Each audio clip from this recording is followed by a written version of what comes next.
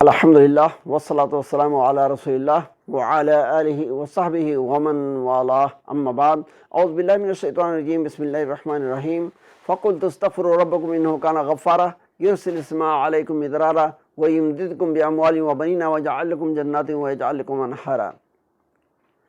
معزز ناظرین، ابھی جن حالات اور سچویشن سے ہم گزر رہے ہیں یہ ہمارے اور آپ کے لیے مخفی نہیں۔ یہ کرونا وائرس کی بیماری جو آج دنیا پر مسلط ہے، اس نے صرف جانی اور جسمانی ہی نقصان نہیں کیا ہے، بلکہ طرح طرح کی مصیبتیں اس کی وجہ سے آج ہمارے سروں پر آ پڑی، اور انہی میں سے ایک مصیبت ذریعہ معاش، انکم اور آمدنی کے قلت اور تنگی کی ہے۔ آج اس بیماری کی وجہ سے سارے عالم میں لوگ روزی روٹی کے لیے پریشان ہو چکے ہیں۔ کتنی فیکٹریاں اور کارخانے ہیں بند ہیں، کتنے لوگ ہیں جو بیکار ہو گئے، کتنے لوگ ہیں جو کام پہ ہیں لیکن ان کو ضرورت بھر نہ کام ملتا ہے اور نہ اس کے ذریعہ ان کی آمدنی ہوتی ہے۔ غرضے کی معاشی تنگی کا ہر شخص شکار ہو چکا ہے، لیکن اللہ تبارک و تعالیٰ کا شکر احسان ہے کہ اس نے ہمیں اور آپ کو جو دین دیا ہے، یہ دین ایسا خیر و برکت والا ہے کہ اس نے ہمیں جہاں دنیاوی اسباب اختیار کرنے کی تعلیم دی ہے، تلقین کی ہے اور بتلایا ہے کہ یہ دنیاوی اسباب تمہاری کامیابی اور ترقی کا ذریعہ ہیں، اسی طریقے سے ہمیں کچھ شرعی اسباب دیے ہیں کہ اگر دنیاوی اسباب کی قلت اور کمی ہو تو ہمیں ان شرعی اسباب کو اپنانا چاہیے اور اس کے ذریعہ رب کی رحمت اور اس کی جانب سے عطا ہونے والی برکت کو حاصل کرنے کی کوشش کرنی چاہیے۔ یہ شرعی اسباب ایسے ہیں جو ہماری ہر طرح کی تنگی اور پریشانی کو دور کر سکتے ہیں۔ ان کے ذریعہ اللہ تبارک و تعالیٰ ہر طریقے سے ہمیں سکون و اطمینان نصیب فرماتا ہے۔ چنانچہ روزی روٹی کے تعلق سے یا دنیوی ضروریات اور حاجات کے تعلق سے اللہ تبارک و تعالیٰ نے کچھ ایسے طریقے ہمیں بتلائے ہیں کہ اگر ان کو اپنا لیں تو دنیاوی ضرورت بھی ہماری پوری ہو سکتی ہے اور ہم فارغ البالی اور خوشحالی کے ساتھ زندگی گزار سکتے ہیں۔ ابھی میں نے آپ کے سامنے سورہ نوح کی چند آیتیں پڑھی ہیں۔ ان آیات کریمہ کے اندر اللہ تبارک و تعالیٰ ایسی ہی چیزوں کی طرف ہمیں متوجہ کر رہا ہے اور ایسی ہی چیزوں کی ہمیں تعلیم دے رہا ہے۔ آئیے ان آیات کریمہ کا ہم ترجمہ سنیں اور اس پر مل جل کر غور کریں کہ حقیقت میں اللہ تبارک و تعالیٰ نے کتنی مبارک اور کیسی بابرکت عبادت ہمیں سکھلائی اور بتلائی ہے۔ یہ سورہ نوح کی آیتیں ہیں اور نوح علیہ السلام کے تعلق سے اللہ تبارک و تعالیٰ نے فرمایا ہے کہ حضرت نوح علیہ السلام نے ایک موقع پر اپنی قوم، اپنی امت سے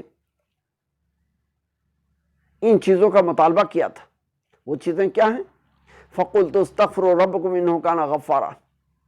حضرت نوح علیہ السلام عرض کرتے ہیں کہ اے مولا کریم، میں نے اپنی امت کو، اپنے لوگوں کو حکم دیا کہ اپنے پروردگار سے تم استغفار کرو، گناہوں کی معافی چاہو۔ انہ کان غفارا، تمہارا پروردگار بڑا بخشنے والا ہے کہ تم کتنے بھی خطا کار ہو، گنہگار ہو، وہ تمہارے گناہوں کو معاف فرما دے گا۔ یرسل السماء علیکم مدرارا، اور تمہارے اس استغفار اور توبہ کے نتیجے میں وہ تمہیں خوب پانی سے نوازے گا، تمہارے اوپر خوب پانی برسائے گا۔ وَيُمْدِدْكُمْ بِأَمْوَالٍ وَبَنِينَ، تمہارے مالوں کے اندر برکت عطا فرمائے گا، تمہاری اولاد کو بڑھائے گا، اور فرمایا وَيَجْعَلْ لَكُمْ جَنَّاتٍ وَيَجْعَلْ لَكُمْ أَنْهَارًا، اور تمہارے لیے باغات کو باغات کو بنائے گا اور نہروں کو جاری فرمائے گا۔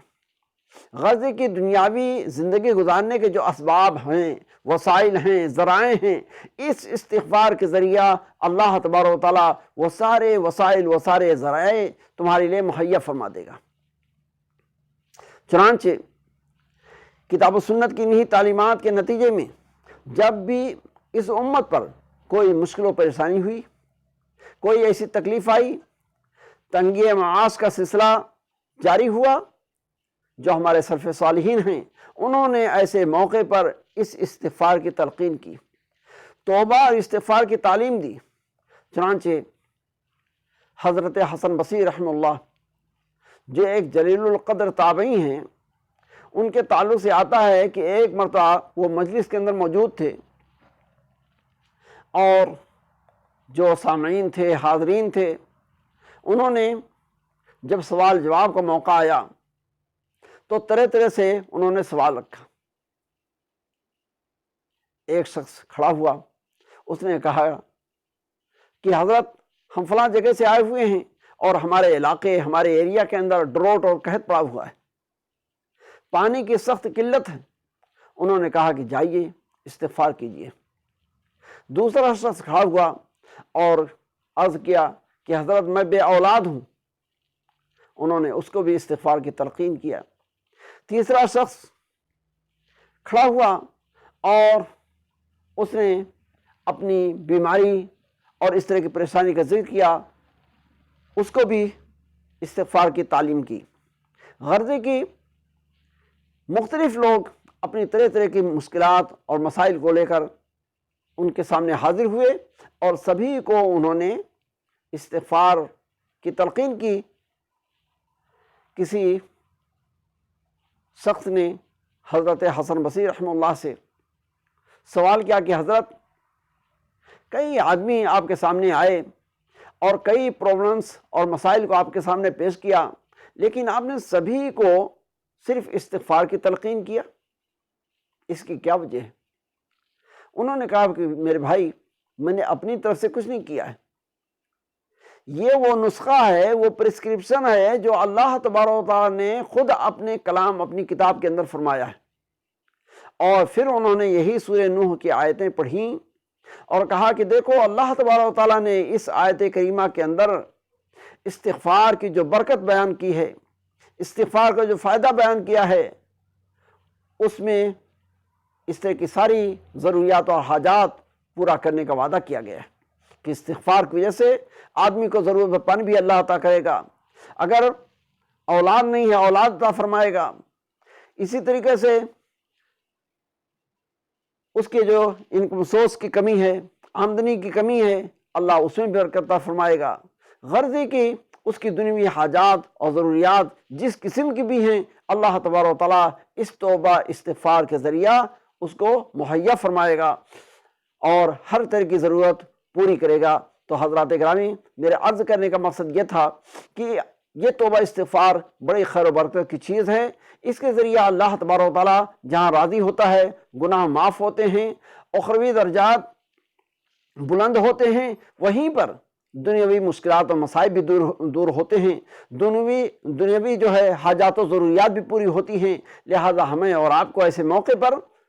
اللہ کے حضور شرعی طریقے پر، اسلامی طریقے پر توبہ استغفار کرنے کی کوشش کرنی چاہیے، اور یہ وہ طریقہ ہے جس سے ہم دنیا کی کامیابی کے ساتھ ساتھ انشاءاللہ آخرت کی بھی کامیابی حاصل کر سکتے ہیں۔ وما علینا الا البلاغ وآخر دعوانا ان الحمد للہ رب العالمین، والسلام علیکم ورحمۃ اللہ وبرکاتہ۔